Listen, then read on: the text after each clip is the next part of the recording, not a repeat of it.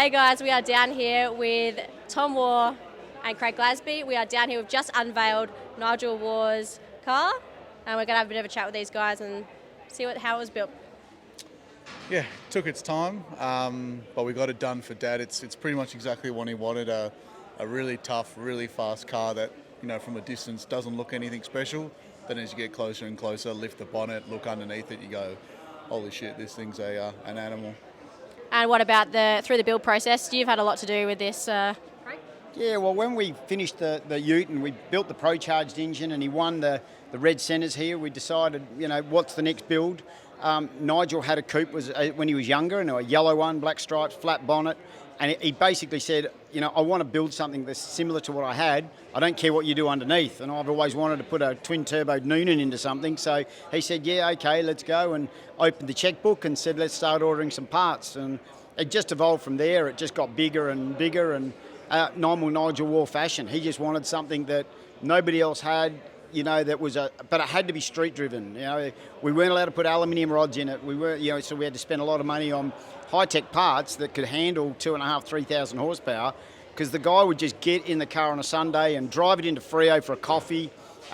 We'd have a few beers and he'd be wanting to do burnouts somewhere, and he wants to drive it to the track and race it and be able to bring the car home. And that was what it was about for Nigel. It wasn't, just about a race car. It was more about something that was multi-purpose. That HQ ute, as you see it there, spent multiple times in Bunnings picking up his salt for his pool, or, driving it up to my place up in the hills. We used to go on car cruises on Sunday with it. He'd run out of fuel a lot. We'd have to go find EA85 to get it going again, but that was what it was all about for Nigel. Fun with his mates, having a really cool car, and something that was just unique. You were here when he took out Grand Champion. Describe the cheekiness and jovialness of him, but his competitive streak. Oh, look, it all started, Billy Sheldon, little smart ass. The guy riled up Nigel a while ago, and he became a really good friend of ours, and we had a fantastic time with Billy. And, the first time we came here and he beat Nigel, we never heard the end of it, so it was like, I'm going to get him back. So when we beat him the next time, it was good fun. So Nigel just loved the competitiveness. The first time we ever went to CentreNATS, we took the ute there. We didn't know anything. We got somebody else to take the car. It sat on an open car trailer, got it there, and somebody chipped the bumper and scratched the car. And Nigel said, that'll never happen again. And next thing you know, we're buying prime movers and Pantex and B-doubles. We took it there with nothing. We had no chains, no mirrors, no nothing, and it got into the top 60.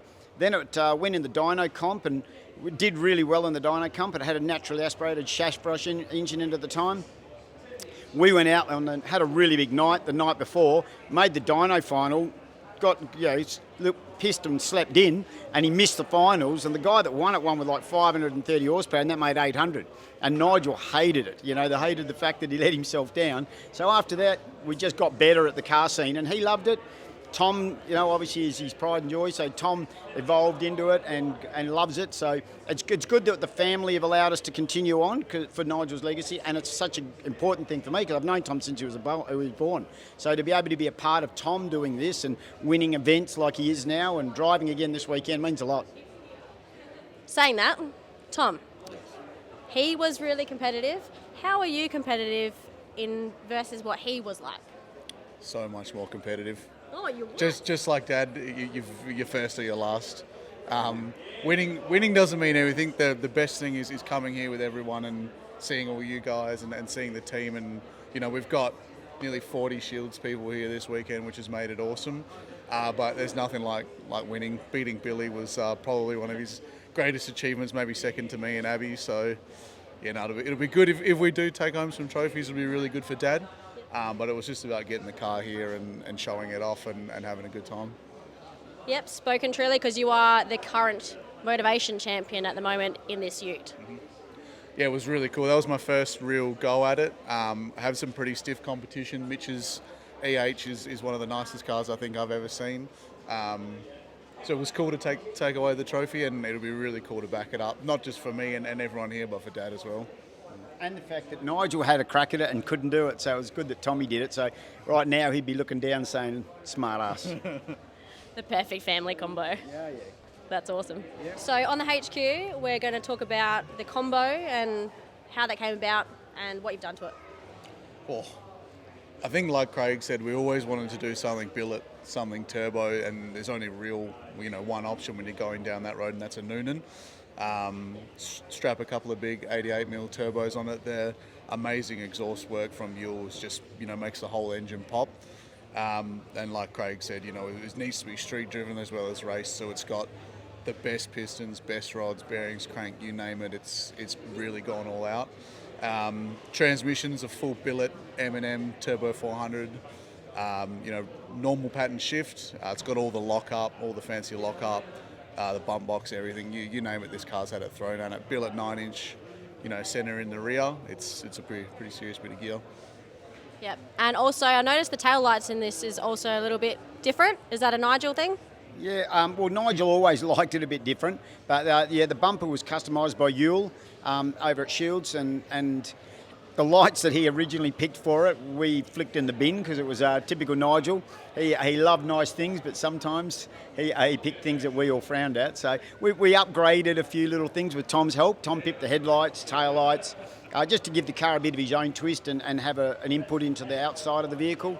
Things like the carbon tail shaft, it's a door slammer rear end in it. So basically, we had Ray Bernard, who builds all of the top door slammer guys, to do us the diff centers for it, 40 spline axles, big brakes, electric booster, all of the big things that are on there. Jeff Johnson designed the EFI system, so it's got Holly EFI on it, and it basically has every sensor. Johnny that wired it basically said it was like he was there for 3 or 4 weeks full time. It's got so many sensors on the car, it's crazy. It's like door slammer spec vehicle for the street. So yeah, it got a bit out of control, but it's just Nigel fashion. But it's not just that. Something about the chrome mouldings on this one as well. You guys went to some lengths here. Yeah, we're still struggling with that. So HQ 2-door, if you've got some chrome mouldings, any stainless mouldings for one, you need to put that in your kid's wheel.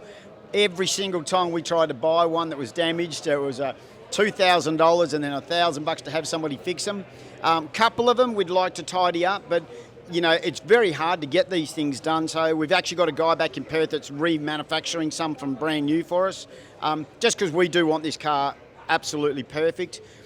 There is things like any build that you sort of sit back and go, oh, if we had a bit more time, but it was really important to Tom, Donna, Abby, that we had the car here because it's Nigel's birthday this weekend. We're nearly 12 months to the day that Nigel passed. So, and this was his most, he loved this event because, like Tom said, we'd come here, we'd drive to the track, we'd race the cars. Unlike CentreNATS and things like that where there's no drag racing, Nigel was a drag racer and he just loved it. So this event to us is really important because we get to do a bit of everything, and we've become really good friends with all of the CentreNAT crew. So we enjoy it, Nigel enjoyed it, but this car, we will have it ready for motivation. The plan is for Tom to compete in the car at motivation. We just didn't want the car to be seen before, so there was no testing. So I can't put him in a car that's not tested because, trust me, Donna Warr will flog me. So I've got to look after him. So basically, we'll get the car ready, and you guys will see this thing at motivation, and it's going to be run hard. It'll run before, and we're going to try and run a 6-second with it as a street car, and we're going to make the car look better than it is now. So look out. And I'm guessing you're going to try to go back to back, one car. For motivation? Honestly, if I could do it, I'd like to win them all. Like you said, I'm competitive like that. If I could go through and take out all the trophies in 1 year, I'd do it if I could. So there's Nige. I saw it. And it might be a bit hard because I might drive that and follow him around, and we'll see what happens. You're too old. And just before we break off on this, the interior on this, I know you especially love the stitching on the seats for this one. Yeah. So I am eating my words with the stitching. They wanted yellow, I wanted grey, and Jason at World Prestige back in Perth pushed us on the yellow, and sure enough, he rocked up with a few days to go and put it together, and it looks amazing. In a poll of 50 people, 49 said yellow, one person said grey. Yeah, no, I'm eating my words. It looks amazing. The finish, the texture, the materials. We picked a lot, but he sort of guided us as to what is going to look good, and it looks amazing. For an elite race car that's going to do sixes, insane. You guys, kudos to you guys, the whole entire crew, the family. You guys, thank you for making every single event you guys come to just the best. Like, we love having you around. Your whole crew is amazing. We love being here. Yep, it means a lot to us too, because it is our favourite event, and like I say, Tom's plan now over the next sort of year and a half. Unfortunately, I don't think we can make CentreNATS this year, which is a shame. We've got to get this one ready, and we've got a couple of things on. But our plan over the next sort of 18 months is to take Tom to Rockies, to all of them, and we want to run him at all of the events and just continue Nigel's legacy with him behind the wheel. You know, it's got to be a Warr driving. And we're all still young, because man, we're all getting old. So it's time to do it now while we can, and support Tom and support his family, and that's our plan. So you'll see the Shields guys around for a long time yet, and as long as Donna's checkbook's open, we'll keep doing it. Thanks, guys. Love you both. All right, so I've got the Warr family here, so we're just going to touch base on what this means and how important this has been through the whole journey so far. Donna? Well, you know, it's been crazy, 11 months, nearly 12 months since we lost Nige, and we made the promise that we would get the car here to the Red CentreNATS, and the Red CentreNATS was the event that he loved the most. He loved coming here with all his mates and being a bogan and, you know, doing boy stuff, and I'm not sure he would like the girls all being here this year, but look, it's been an honour to get the car here and to have so many of our amazing family and friends here to support us, because, yeah, it's been a big year, and we're just so thrilled that the car's here. It looks amazing, and yeah, we're just super happy. Yeah, we are so grateful for you all being here. It's really nice to have you all here, and I'm sure he'd be more than happy for the girls all to be here. And what about you, Abby? What are you feeling? It's been great. Yeah, it's good to see it all here and have such a big group behind us and doing it all for Dad. So it's a very special weekend. So yeah. And you made it down to Motivation and did all that as well. And how did you find that event with all of that as well? Yeah, that was really cool. It's all emotional time, but it's good to keep the legacy going with all the car stuff in Shields Garage. So yeah, we're happy to do it and happy to, continue the legacy. And what about having your mum and your sister doing this right by your side while you're trying to just win all the trophies, mate? We've definitely tidied up our usual act now that the mums are here. We're not as devious or misbehaving as we normally are, but it's really cool to have them here.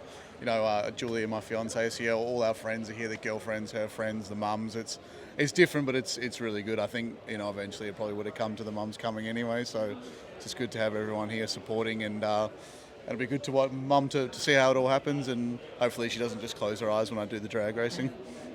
I will be. I'm sure it's supportive all the way through. It just sounds like you need to corrupt the girls a little bit. Yeah. You'll be fine. They don't need corrupting. Don't worry about that. Okay, yeah, I know. I gathered it's a Warr thing, so I figured you've already got that. So very much so. But yeah, just a big thanks also to everyone, that Red CentreNATS team, for having us and making it special for us, and to all of the Shields crew, all the people that have come to support us this weekend. It means a lot to us to be here, and we'll continue to honour him the best way we can, and we'll build the best cars we can. And Craig has got to build me a car, a burnout car for Abby now, and Tom wants a burnout car as well. So look out, the wars aren't going anywhere. We're here for a while, and just love being part of it, and just love, thanks to everyone. Yeah, we absolutely love having you. Bring the Warr, and you guys are part of our family. So thank you very much. Thank you. Thanks, guys. Thanks, Rach.